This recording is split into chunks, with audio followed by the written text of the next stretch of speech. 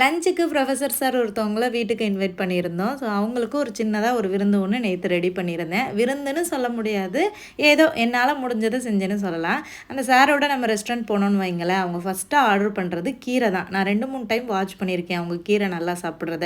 அதனால கீரையில ஒரு ரெசிபி பண்ணியிருந்தேன். அப்புறம் இந்த கருவாடு நெத்திலி கருவாடு இருக்குல்ல, அதில முட்டை போட்டு பண்ணா கொஞ்சம் டேஸ்ட் நல்லாயிருக்கும். என் ஹஸ்பண்டே ரொம்ப விரும்பி சாப்பிடுவாங்க.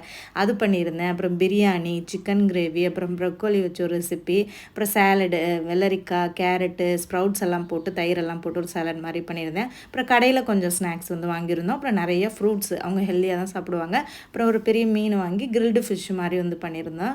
ஸோ ஃப்ரூட்ஸை தான் வந்து அதிகமாக அவங்க சாப்பிட்டாங்க. வாட்டர் மெலன், பைனாப்பிள் இதெல்லாமே ரொம்ப ஹாப்பியாக இருந்துச்சு. நேற்று லஞ்சுக்குள்ளே அவங்க வரதுக்குள்ளே எல்லாத்தையும் ரெடி பண்ணிடலான்னு சொல்லிட்டு நானும் ஹஸ்பண்டு கடன்னு எல்லாம் பண்ணிகிட்டு இருந்தோம். ஹஸ்பண்ட் வந்து லெமன் ஜூஸ் போட்டுட்டு இருந்தாங்க. ஸோ ரொம்ப ஹாப்பியாக சாப்பிட்டாங்க. வாழையில வச்சு பரிமாறினோமா ரொம்பவே அவங்க இம்ப்ரெஸ் ஆகிட்டாங்க.